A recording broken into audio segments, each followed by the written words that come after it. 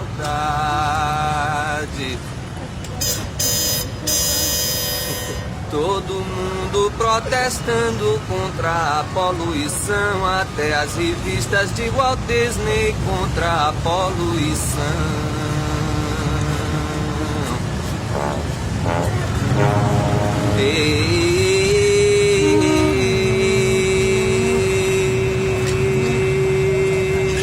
Hermeto,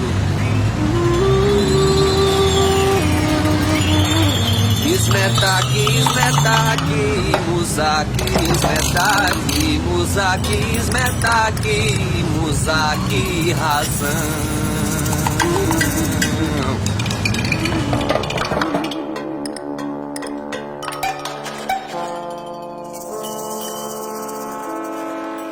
Então, eu estava aqui olhando as minhas coisas marcadas, tem uma passagem extremamente interessante, extremamente profunda de um texto maravilhoso chamado Watuna, que é um livro escrito por um egípcio, na verdade, é um grande mito do ciclo cosmogônico dos índios Ecuana da Venezuela, da fronteira de Roraima, do Brasil com a Venezuela.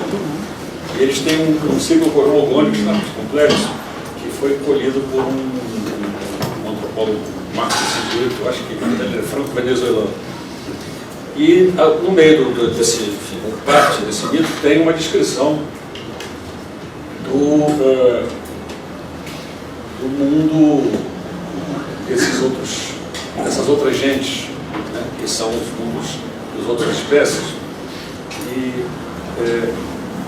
para entender aqui a situação, esses índios se referem a cada espécie como possuindo uma casa celeste, né? Uma casa que está no céu e que os xamãs visitam.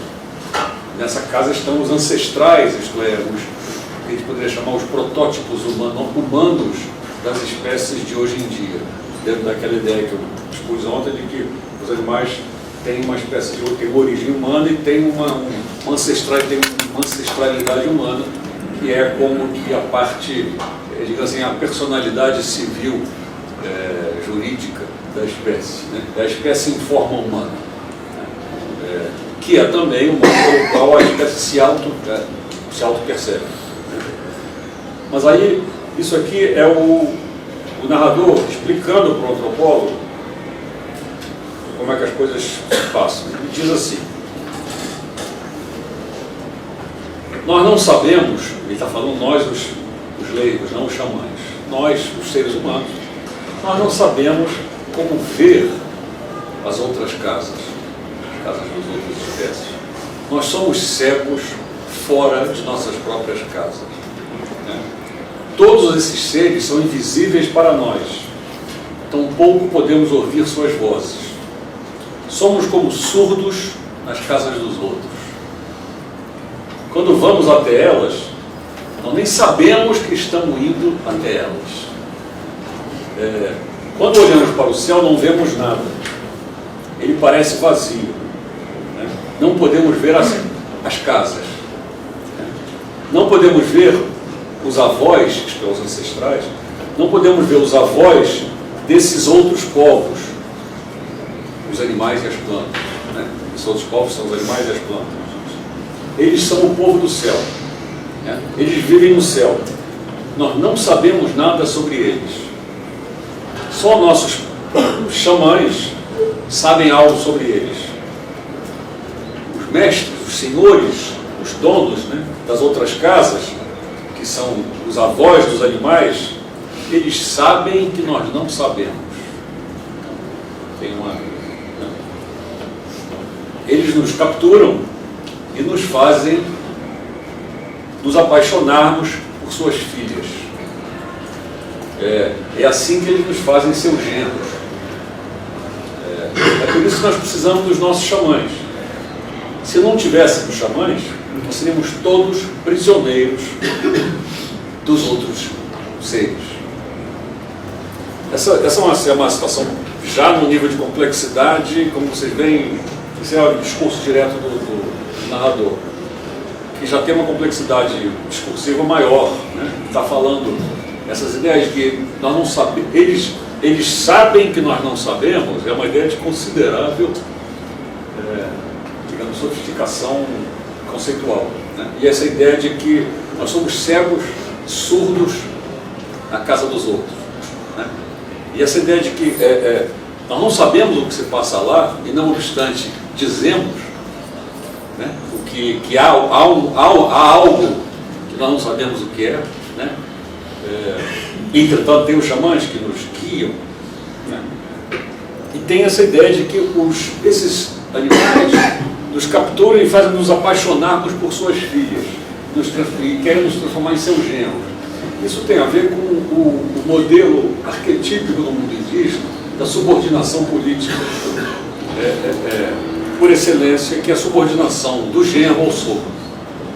Então, o modelo do poder interpessoal nesse universo não é, como para nós, o pai sobre o filho, né, que é o nosso modelo clássico, cosmogônico, inclusive, né, que o filho tem que se libertar, você tem que matar o pai, e o pai quer devorar o filho. Isso é o modelo Cronos, Zeus, né, o modelo sobre o poder paterno como a metáfora do poder. No mundo indígena, a figura do poder é o sogro, não é o pai. Pela razão de que esse é um mundo no qual a única coisa que você não tem, que não pode ter por conta própria, que você não, a única coisa que pode ser recusada a você, no sentido de que a coisa que você é dependente do outro para obter, é uma esposa, né, desse mundo.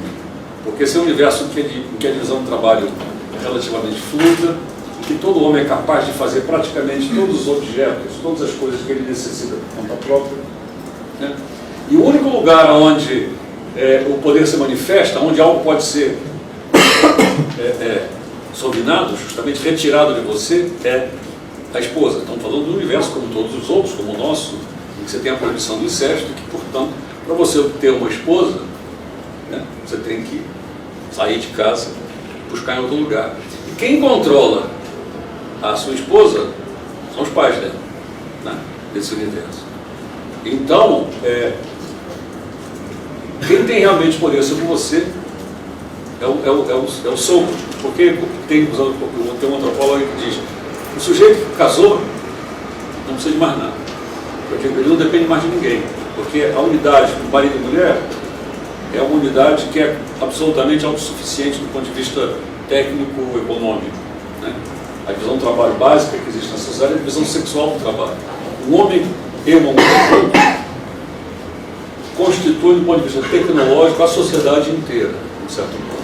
Enquanto que uma pessoa solteira é uma pessoa inteiramente completa, inteiramente independente. A condição, por excelência, da miséria do mundo indígena é a condição de ser solteiro. Um homem miserável é um homem que não tem mulher, porque ele não tem metade do que é necessário para produzir. Ele não tem, porque dada a divisão de trabalho, tem coisas que só as mulheres fazem, outras coisas que só os homens fazem. Então o homem sozinho é uma meia pessoa, do ponto de vista econômico.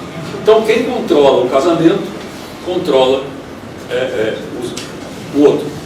Então por isso que o grande símbolo de autoridade no mundo indígena é o sogro.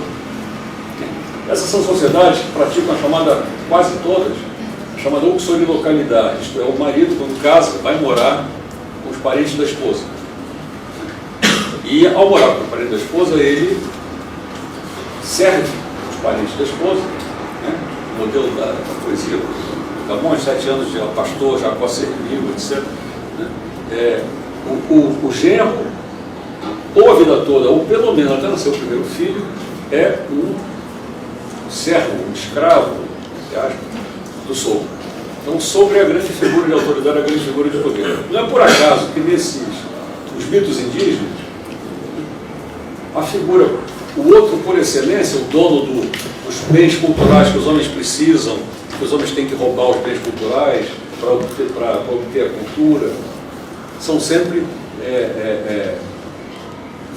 quase que invariavelmente, são sogros canibais. figura do canibal não é o pai canibal, como é uma mitologia grega, né? Você tem o canibalismo do pai sobre o filho, mas é o sogro canibal, o sogro animal canibal. O mito clássico da origem do fogo na Amazônia, que é o mito equivalente ao Prometeu grego, né? E mais que equivalente, tem várias semelhanças em vários aspectos, né? Mas é um mito essencialmente em que o homem obtém o fogo de um jaguar ou de um urubu, que são os donos do fogo e de quem o homem toma o fogo, e esse homem é genro, ele casa com a filha animal do jaguar ou do urubu. E ao jaguar ou urubu, por razões mais ou menos claras, né? O jaguar é pensado como o senhor, ele é o dono do fogo porque ele na verdade é o símbolo da carne crua, do animal que devora a carne crua. E o urubu é dono do fogo porque é o símbolo do animal que devora a carne podre, né? Então o dono do podre e o dono do cru, pela inversão característica do raciocínio mítico, né? Em que se ele come cru hoje é porque comeu cozido antes. Se ele come carne crua é porque lhe roubaram o fogo, né? Você transforma, então o jaguar era dono do fogo, ou o urubu era dono do fogo, né? E o herói humano casa-se com a filha do jaguar ou do urubu, passa por uma série de provas em que o urubu ou o jaguar quer fazer ele cair para poder devorá-lo, mas ele consegue escapar de todas e leva o fogo consigo para a sociedade humana. Com isso, os humanos passam a ser os únicos animais que comem cozido, né? Porque usam fogo para cozinhar, né? Isso para nós, porque lá na terra deles os jaguares veem a carne cozida, aquelas coisas que nós sabemos. Mas a ideia do sogro como a figura do poder é absolutamente fundamental nesse mundo, né? Uma vez que justamente é o símbolo da relação política, por excelência. A subordinação política nesse mundo é o dono da mulher, né? Isto é, aquele que tem poder de recusar a esposa ao homem, né? E deixá-lo, portanto, à mercê da caridade pública, digamos assim. Então, isso, vários antropólogos observam isso. Você encontra um sujeito miserável, sujo, magro na aldeia, tenha certeza que ele é solteiro, porque como é que chama? O pior que pode acontecer numa sociedade sem Estado, justamente, o único poder que você tem sobre alguém é controlar o acesso dele à completude sociológica, que é, no caso, uma pessoa do outro sexo. Você vai constituir uma unidade econômica. Nada tem a ver com sexo, com amor, tem a ver com, quer dizer, sobre a liberdade sexual imensa. Esse homem solteiro e miserável provavelmente tem acesso sexual a várias mulheres. O problema não é esse. O problema é a unidade econômica que é constituída por um casal, né? E essa posição de poder é uma posição rotativa, né? Esse homem que é genro e que vai passar anos servindo ao sogro, quando tiver filho, vai ser, por sua vez, sogro, né? Ou seja, é um sistema no qual não constitui um sistema de classe. O governo não vai constituir um sistema de classe, porque o que vai constituir é uma dominação dos velhos sobre os jovens, né? Na verdade, é um sistema que você tem uma gerontocracia, de certo ponto, em que os velhos controlam os jovens controlando o meio de acesso dos jovens à reprodução do grupo, né? Porque, na verdade, é isso que está sendo controlado também, né? Os meios de reprodução não são os meios de produção, mas são os meios de reprodução que estão na mão dos sogros. Então, os sogros são os donos dos meios de reprodução, num certo plano, né? Pode interpretar, os marxistas já interpretam assim, a gente tem que achar alguma, onde é que está a iniquidade ali, onde é que controla os meios de reprodução. Por que isso é importante? Porque é escasso nessa sociedade. Estou descrevendo a teoria marxista sobre isso. Não está errada, não. Tem suas percepções. O que é escasso nessas sociedades é a força de trabalho. É o trabalho humano. A sociedade de tecnologia, baixa tecnologia, no sentido que a gente dá essa palavra, e, portanto, o que é de fato escasso é o braço humano, o trabalho humano. O trabalho humano é gente. Quem é que produz gente? Né? Quem produz gente é o casal, são São as mulheres, nesse sentido, que é homens e mulheres. Né? Então, quem controla os meios de reprodução, controla a produção de gente, né? Que é o trabalho, em última análise. Então, quem é o dono dos meios de reprodução são os que exercem poder. E por isso que o sogro é a figura temida, respeitada e é o símbolo da autoridade. O chefe da aldeia é concebido como um sogro. O próprio pai, esse é o ponto. Nós tendemos a pensar o sogro como um pai de segunda categoria, né? Então, em inglês até father-in-law, tipo de pai, né?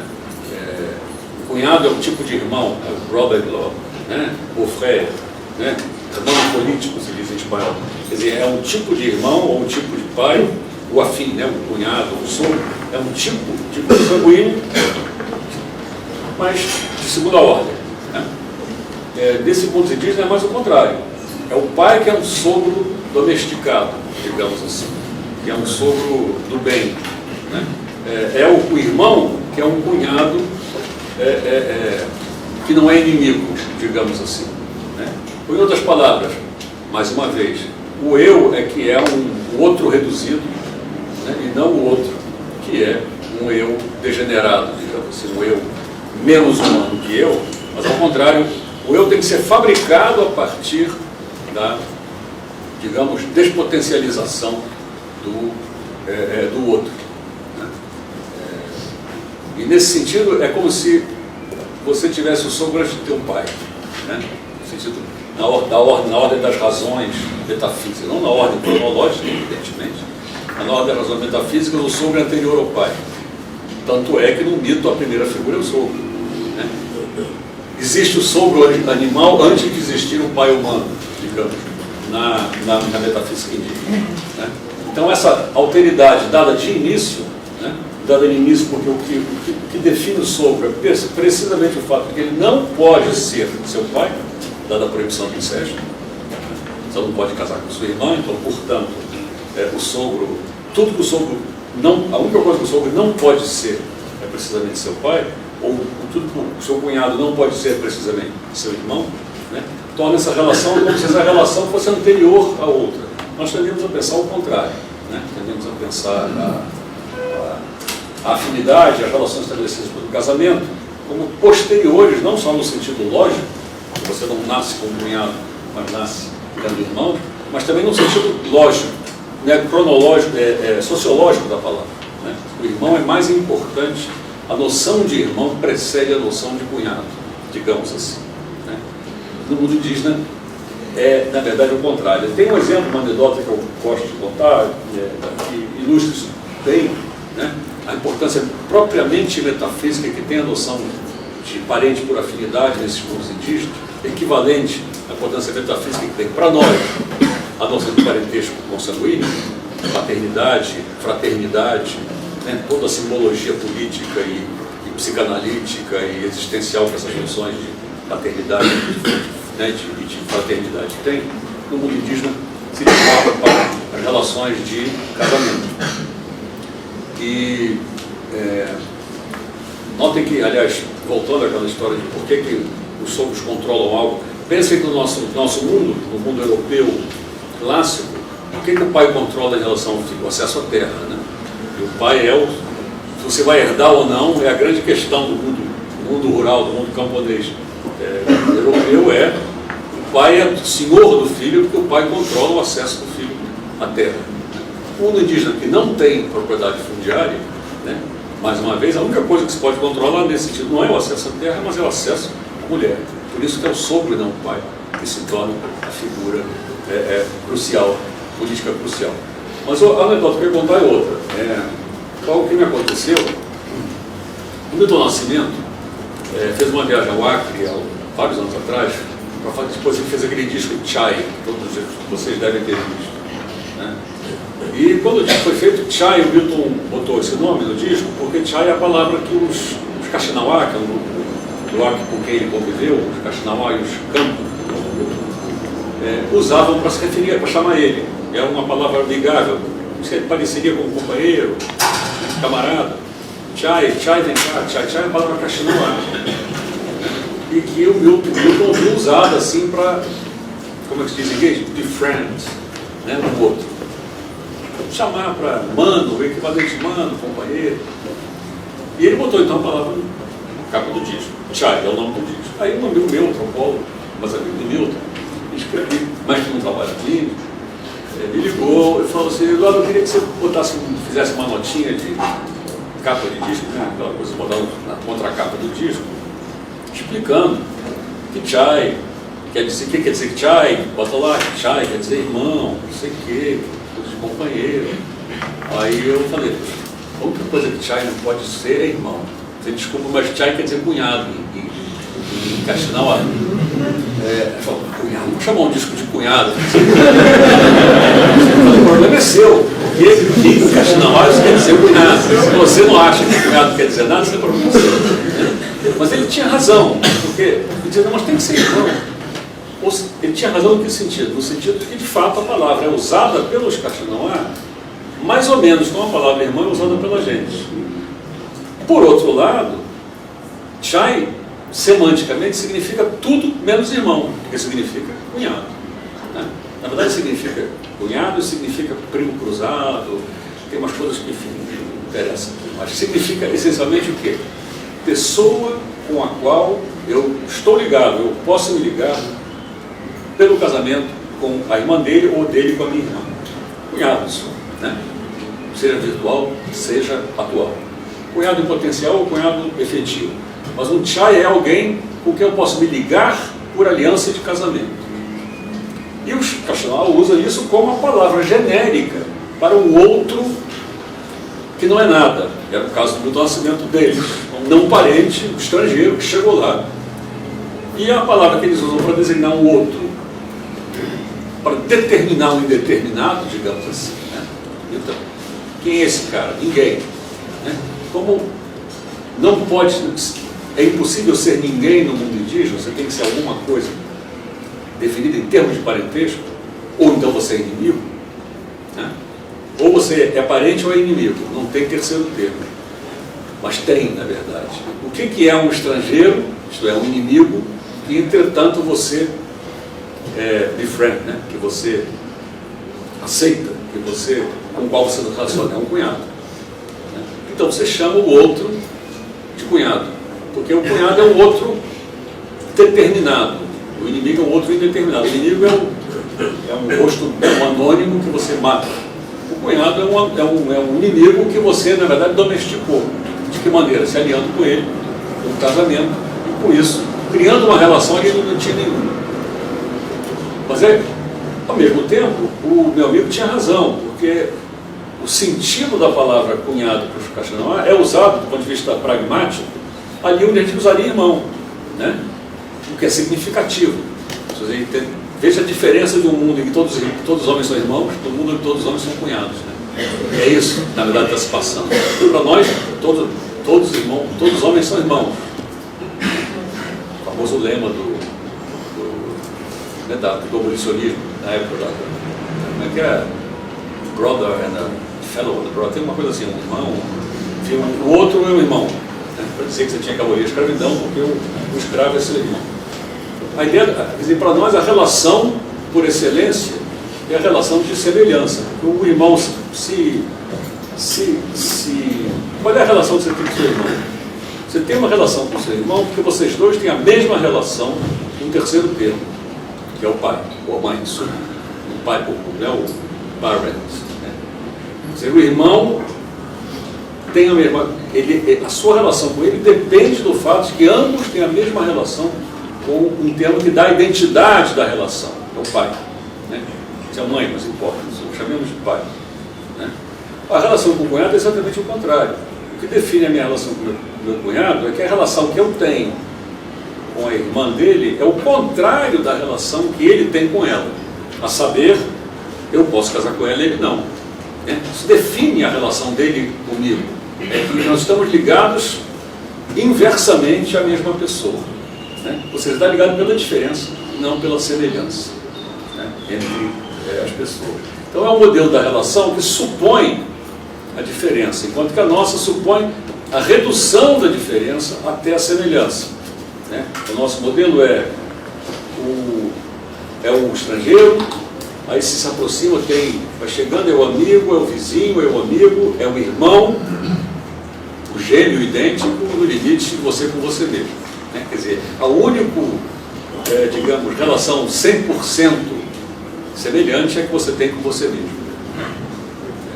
É como se houvesse um processo, e à medida que você vai se afastando, você vai perdendo semelhança e, portanto, perdendo relação. Quanto mais longe, menos relação você tem. É um processo de decaimento da socialidade. O mundo indígena procede ao contrário, você tem um processo de... Né, você tem que estabelecer uma diferença ali onde havia indiferença. Ao criar uma diferença, você tem uma relação. E o irmão é apenas um tipo de cunhado, digamos, menos perigoso. Né? É um outro menos perigoso do que o cunhado, que é um inimigo menos perigoso.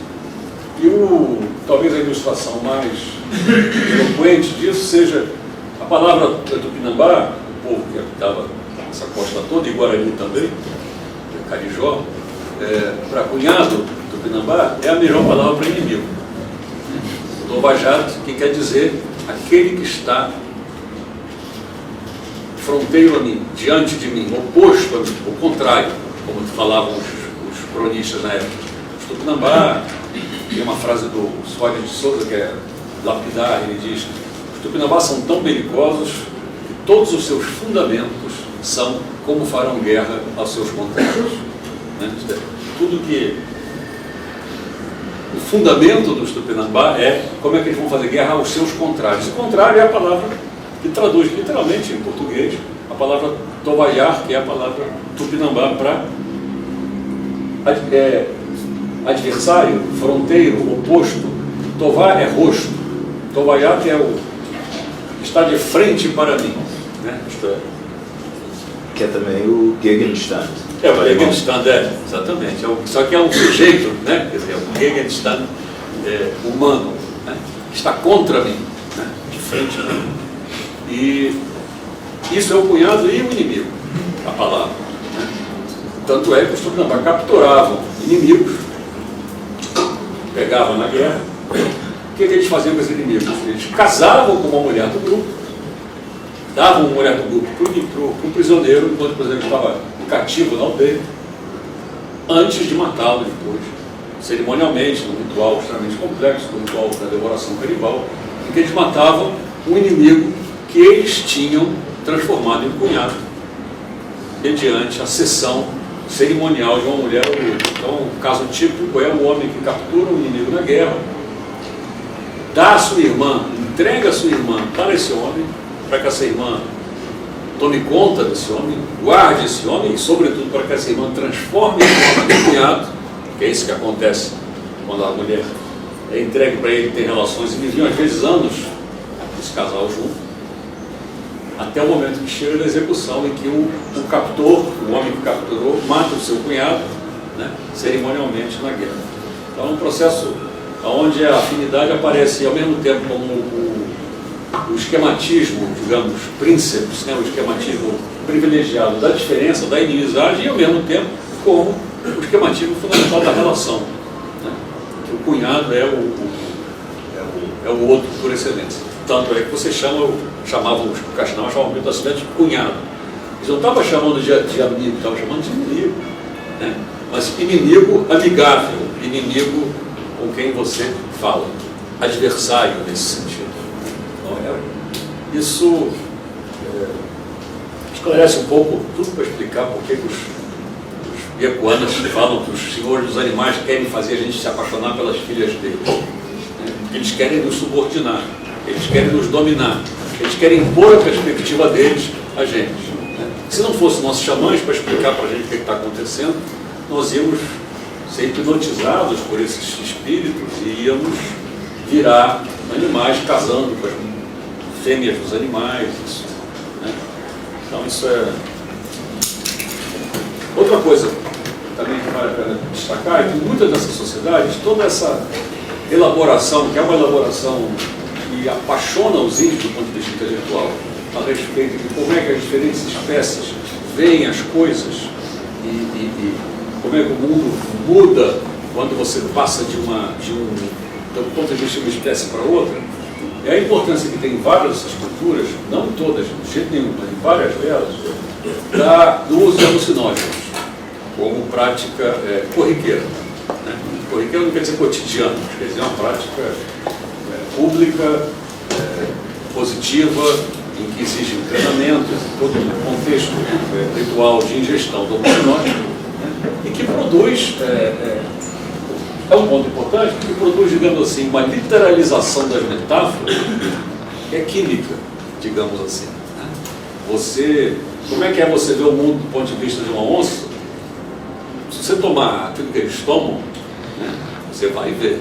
Não tem história, não precisa ficar imaginando. Você vai ver.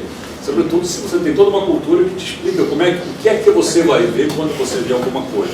Você vê aquilo que a sua cultura induz você a ver. Mas você vê no sentido, você tem uma experiência fenomenologicamente íntegra desse tipo de acesso a outros mundos. Tu já viu?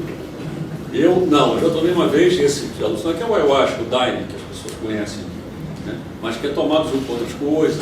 Tem algumas drogas que são muito mais poderosas que o ayahuasca, que não se deve tomar, em hipótese alguma, né?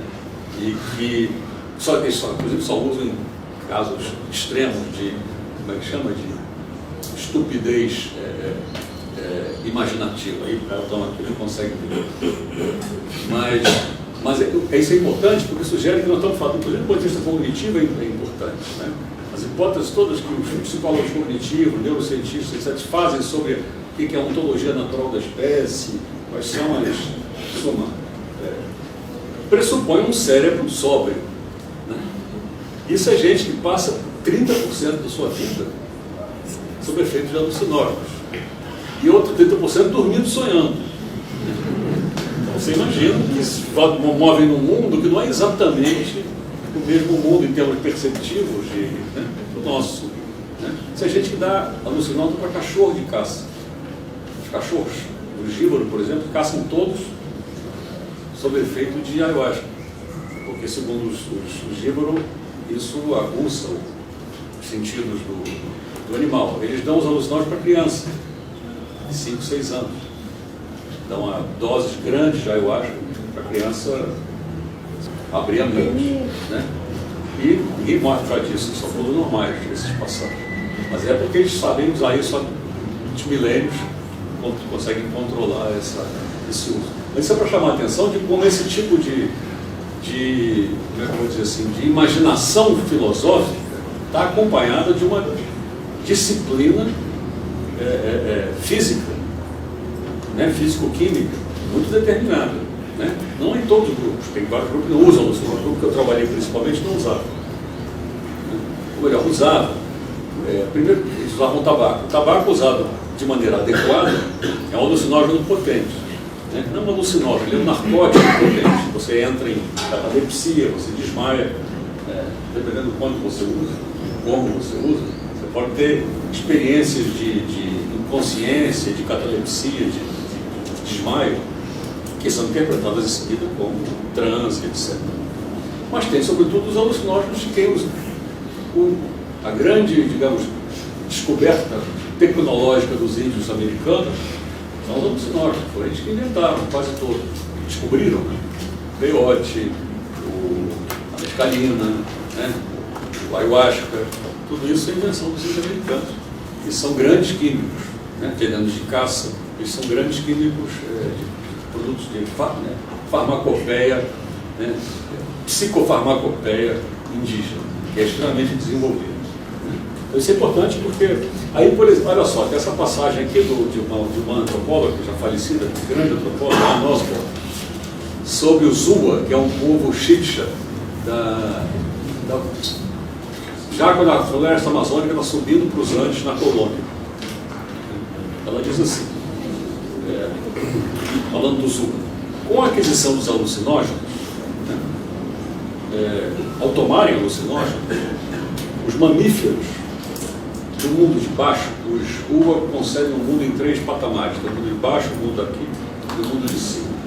Com como é que se chama? A ingestão de alucinógenos, os mamíferos, os animais mamíferos do mundo de baixo são capazes de se transformarem em animais carnívoros predadores no mundo intermediário, esse que nós estamos. Os mamíferos do mundo intermediário, ao tomar alucinógenos, se transformam em pássaros carnívoros no mundo de cima. Né? E os pássaros deste mundo, nosso, se transformam, não, desculpe, os pássaros desse mundo de cima, ao tomar alucinógenos, se transformam em xamãs. A transformação dos seres, segundo eles aparecem nas distintas zonas, alturas e esferas do universo, é comum no pensamento do Zuma. Né?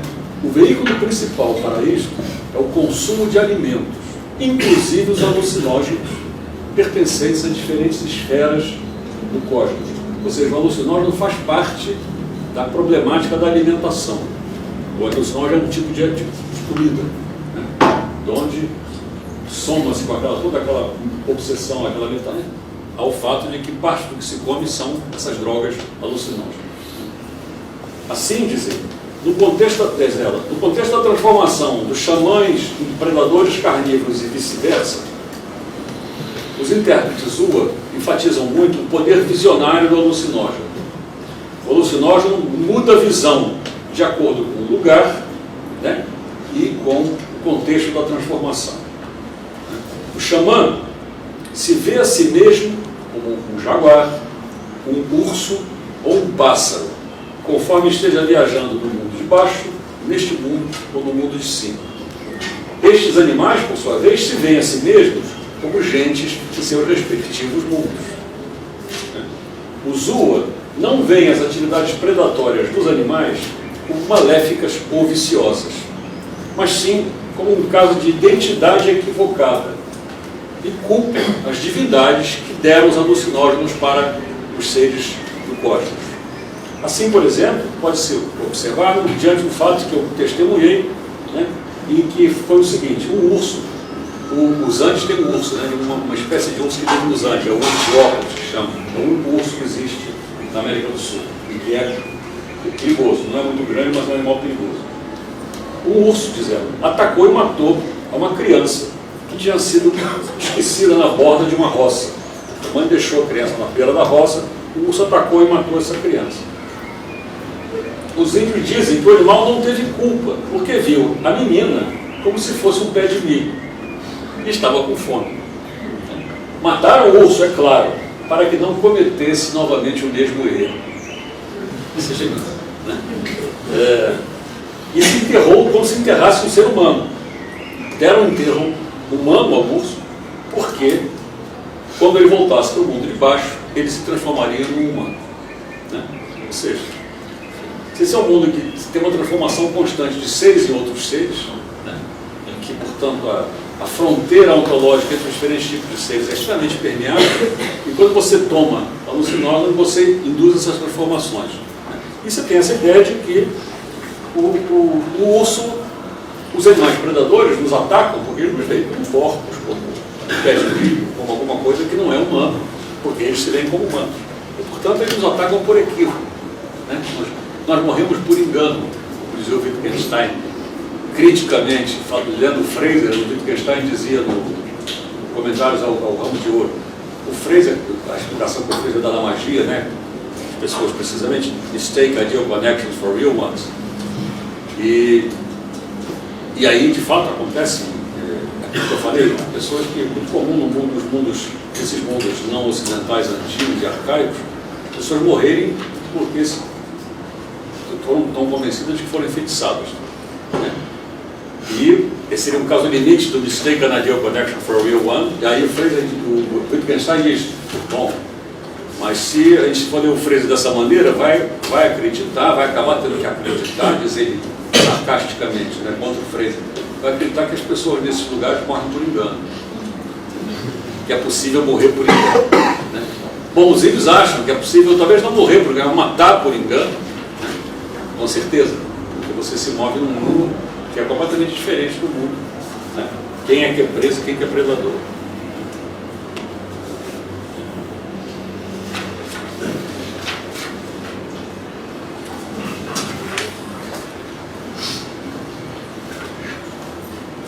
Outro ponto importante que aparece na geografia é o que significa essa transformação, essas transformações que se passam correlativamente às transformações de ponto de vista. Tem uma observação feita por uma antropóloga canadense chamada Frances Marie Guedon, em que ela diz assim, parece uma observação muito perceptível. Ela falou assim: a transformação entre humanos e animais que acontece frequentemente na vida dos... você está falando dos Tsimshian, que é um povo do Alasca, fronteira do Alasca com o Canadá. A transformação entre os estados humanos e animais que ocorre frequentemente não é, aí eu cito, não é tanto um processo quanto uma qualidade que corresponde a múltiplas identidades ou a múltiplos pontos de vista. Aí ela diz, transformações são questões de percepção. Isso é um ponto importante, porque ela está dizendo o seguinte: a transformação não é concebida, essas transformações, essa metamorfose que atravessa o mundo indígena todo, como um processo, ao modo do processo físico, ela diz, a transformação ela é sempre instantânea. É como se fosse, ela vai dizer em outro lugar, você vira um objeto, subitamente vê o outro lado dele. Então a transformação, ela diz, não é um processo, mas é uma qualidade que corresponde a múltiplos pontos de vista. Então a transformação não acontece no objeto, ela acontece nos pontos de vista que se sucedem, ou que se oscilam, que se alternam repetidamente. Ela tem uma observação que ela fala: o xamã, quando olha um tronco de árvore boiando no rio, descendo o rio, e aquele tronco se transforma numa cobra sobrenatural. Ela não se transforma numa cobra sobrenatural. Ele vira, no sentido que a palavra virar tem, inclusive em português, vira uma cobra sobrenatural. Subitamente, aquilo que você via como um tronco se revela como uma cobra. Então é muito comum, nesses encontros sobrenaturais indígenas que eu falava, o sujeito que vai no mato, tem aquele encontro, aquele mau encontro fatídico com o animal, tem uma imagem que reaparece várias vezes, e você vê que aparece nos nossos contos também populares, contos de fada.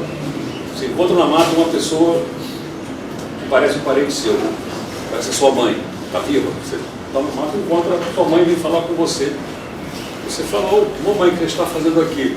Ela diz: vem comigo. Ela se vira, você vê subitamente que a parte de trás do corpo é de uma onça. Então assim, é como se fosse um flash, que você descobre que isso não é a minha mãe, né? E uma das imagens que eles usam nos esquemativos corporais ela se vira para andar e você vê o outro lado, literalmente o outro lado do animal, do ente, é um animal, né? É como se fosse alma e corpo, exatamente. Você viu ela como ela se vê, e de repente ela se virou, você vê ela como você deveria vê-la, isto é, como o humano vê. Então você tem essa súbita inversão que é propriamente apavorante, né? Você vê isso às vezes nos contos populares, está falando com uma pessoa, vê o pé dele é o pé de cabra, é do diabo, ponta do rabo, né? E dá aquele frio na espinha. Essa é literalmente a virada ontológica, né? É a virada. Boa! No próximo evento vai ter uma onça. Essa virada não é um processo de, como chamar assim, de revelação, de transcendência para um mundo mais real, é que eu acho que vale a pena insistir, porque os etnólogos, é frequente a gente escreverem esse processo de outro lado, esse outro mundo, o mundo das almas, como algo equivalente à nossa ideia de deixar o mundo das aparências e atingir o mundo das verdadeiras essências, uma espécie de uma concepção assim meio platônica, platonizante. Você tem um mundo onde as coisas não são as ideias puras, e o mundo daqui que é o mundo de aparência, de simulacro, coisa parecida. Isso é uma tendência que você encontra na descrição, em parte porque essa é a linguagem que você tem quando você ouve o índio, você traduz quase que espontaneamente um certo platonismo básico, assim, né? Mas que eu também não excluiria que haja, digamos, reflexões indígenas que sejam de tipo platonizante, por que não? Quando Platão fez isso, porque inclusive não poderiam, né? Platão tem seu vários, são vários aspectos, né? Adoro o mito, então poderia ser, mas eu acho que é um outro aspecto que não é bem esse. Tem um mito que me parece muito interessante, que é o mito sobre a origem precisamente dos alucinógenos, a origem da ayahuasca, montado por todos os grupos panos do Acre, essa região do Acre, Bolívia, Peru. E é o seguinte mito, é a origem de como é que apareceu o Daime, o ayahuasca, pela primeira vez, os romanos tomam. O Daime, como vocês sabem, o ayahuasca, o efeito dele é explicado pelos índios e até pelos tomadores da ayahuasca daqui. Quando você toma, você vê a verdadeira face da realidade. Você penetra o véu da ilusão e chega a ver as coisas como elas realmente são. Você tem uma experiência de desvelamento. O alucinógeno te permite ver a verdade. Mas como é que é esse mito? Esse mito é assim, um sujeito está andando, está caçando, mais uma vez, sozinho, mas chega na beira de um lago, vê uma mulher belíssima, nua. Aí ele, naturalmente, vai para, enche-se de entusiasmo, vai para cima dela. Quando ele vai pegar nela, você forma uma cobra, uma sucuri, uma grande cobra. Aí ele pula assustado, recua. No que ele recua, a cobra vira uma mulher de novo. Ele vai, ele fica nisso, até que acho que ele consegue pular nela antes dela virar cobra, e eles têm relações sexuais, ele fica apaixonado, a mulher convida ele para segui-la e casar-se com ela e morar na aldeia dela, que é uma aldeia no mundo subaquático, no mundo dentro do lago, no fundo do lago. Para isso, ela diz, mas para isso você tem que primeiro fazer uma coisa. Aí ela pinga um colírio, a metáfora da perspectiva é absolutamente literal, não é um oculocentrismo ocidental. Né? Ela pinga o colírio, eu vou pingar um colírio nos seus olhos para você poder mergulhar. Quando ela pinga esse colírio, ele começa a ver tudo como ela vê. Então eles mergulham no lago, que não é mais um lago, chegam no fundo do lago, que é, na verdade, uma grande aldeia, onde está cheio de pessoas. E começa as pessoas, ele vai viver com a mulher, na aldeia da mulher, que ele está. Né? E aí o mito conta, aí tinha lá uns guerreiros muito fortes, com uma lança, não sei o quê, esse é o peixe tal. Tinha aqueles lá que eram os guerreiros pequenos, mas com armas extremamente afiadas, perigosas, andavam em bando, essas são as piranhas. Né? O narrador explicando o que na verdade, o que era aquilo. Mas ele está dentro do lago, tomando, vivendo tudo, casou com a mulher, está vivendo lá, anos com a mulher, tudo bem. Um dia o sogro, invariavelmente, o sogro convida ele para tomar uma determinada substância, tomar uma poção. Então, hoje é o dia de tomar, aí diz a palavra, vamos ter que tomar isso aqui. Ele não sabe o que é, pergunta para a mulher, o que é isso? Ela fala assim, não tome isso. Não tome isso que você não vai gostar do que você vai ver. Não tome de jeito nenhum. Mas evidentemente, sogro é sogro, o cara tem que ir lá. Toma, eu acho. Na verdade, aquele é eu acho. Ele toma e começa a alucinar. O que ele vê? Toda aquela gente era um peixe. Né? E que aquela mulher dele era uma cobra. E que o sogro era um grande tucunaré, um peixe, sei lá, uma raia, um peixe venenoso. Foge, aí quando ele vê isso, a reação dele automaticamente transforma todas aquelas pessoas em inimigos dele, que começam a correr querendo pegá-lo, matá-lo. Ele foge, lago, não sei o quê, levando com ele o ayahuasca para a sua aldeia natal, sua terra humana e tal. Essa é a origem da planta. O que esse mito tem de interessante? É que o ayahuasca, supostamente, é aquilo que faz você ver as coisas tais como elas são. Né?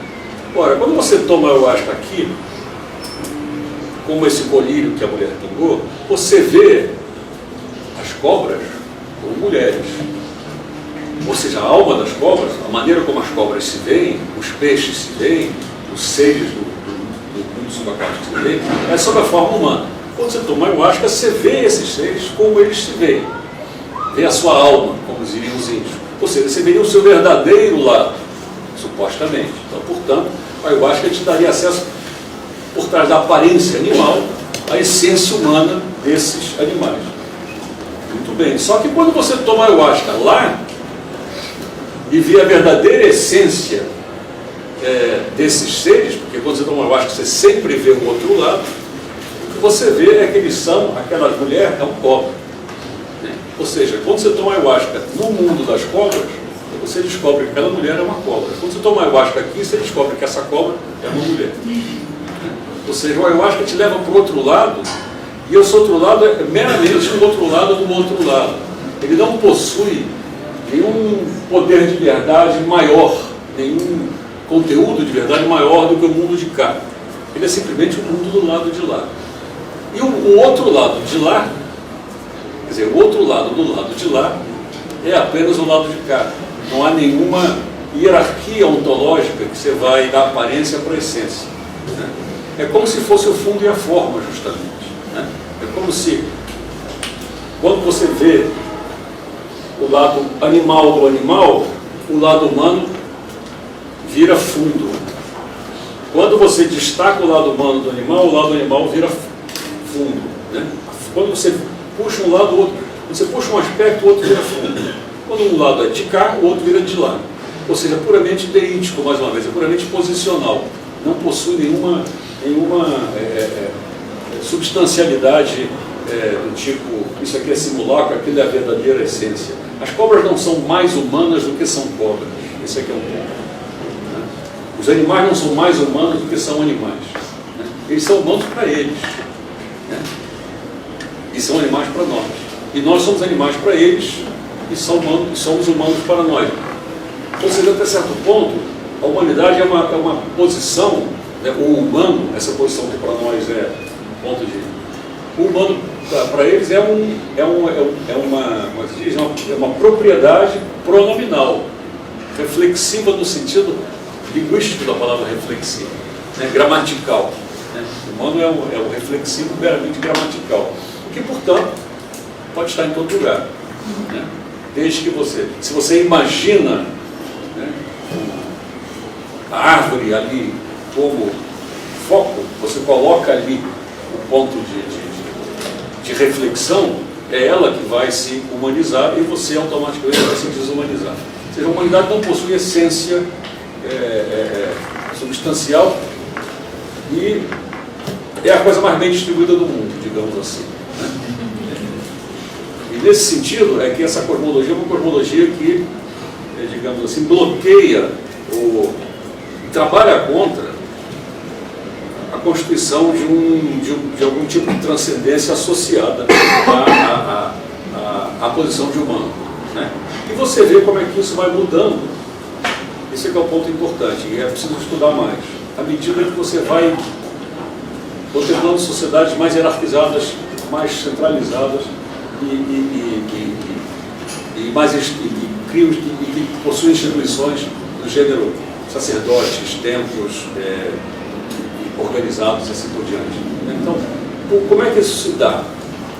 Um exemplo que dá para você ver isso é no caso dos masculinos, que possui uma estrutura de uma hierarquia sociopolítica e cosmológica bem mais pronunciada que a maioria das sociedades amazônicas. O que você vê? Normalmente na Amazônia você tem um xamã, quer dizer, existe uma função, que é o xamã, que é mais uma função do que uma qualidade, né? É uma função no sentido... Na verdade, xamã nem é uma coisa que você é uma coisa que você tem. A palavra, em geral, as palavras indígenas para xamã não são substantivos do tipo ele é xamã. É uma qualidade, ele tem xamã, na verdade. Linguisticamente você tem que dizer fulano possui a qualidade de xamã. Uma qualidade não é uma identidade, digamos assim, né? E você, como eu disse, todo mundo é um pouco. Não é uma qualidade, sim ou não, mas é algo que você como capacidade atlética, digamos, nossa. Alguns correm mais que os outros, todo mundo pode correr, mas alguns são campeões, outros não. Xamã é a mesma coisa, alguns são muitos xamãs, outros são poucos xamãs, mas todo mundo é pouco. Todo mundo nasce, precisando, sai correndo. E todo mundo precisando, fala com os espíritos, do mesmo jeito. Mas alguns são pagos para isso, digamos assim.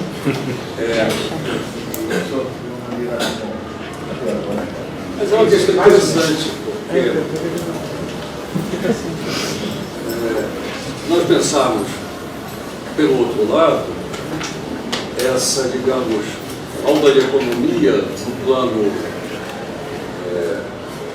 vamos chamar semântico, ou ontologia da semântica, está acompanhada no mundo de dia de uma grande economia no plano material. Né? Ou seja, são sociedades de grande sobriedade material, e nós que confiamos tanto no significado, jamais produzimos tantos objetos físicos, né? Que é de uma maneira inaudita. Mais do que isso, nós estaremos em breve, quando nós ficarmos pendurados num trapézio da semântica, sem rede. Né?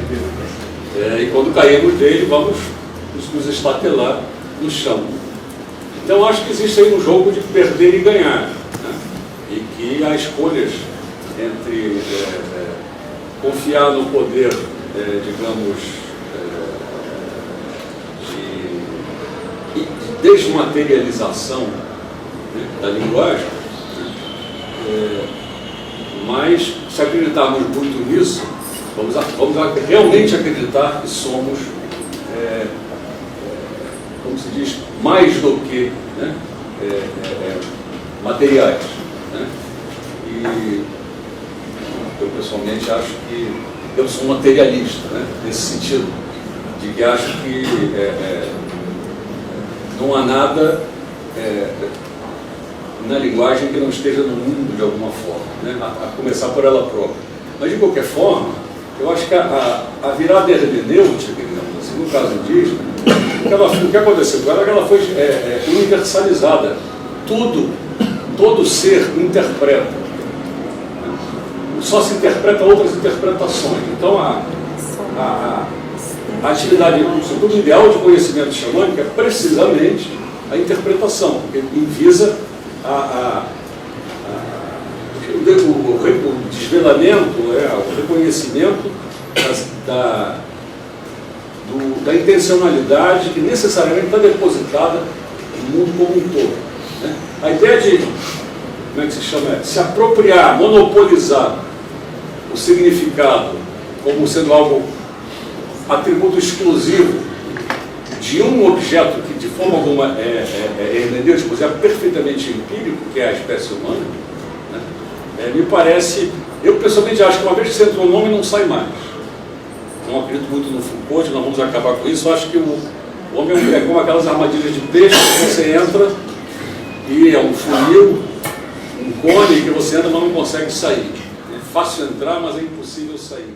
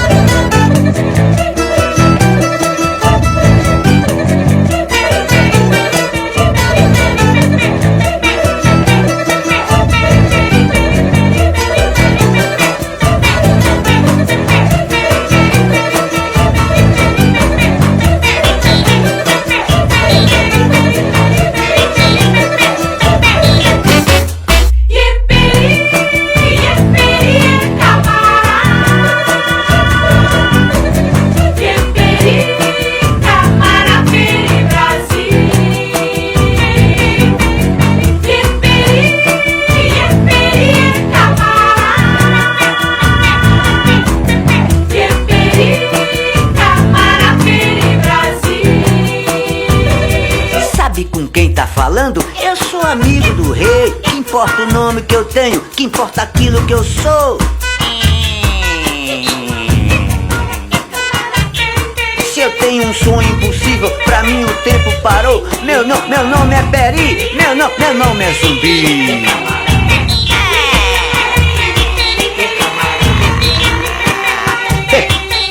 Meu nome é Galdino, meu nome é Brasil. Um gigante menino, um navio sem destino no ano 2000.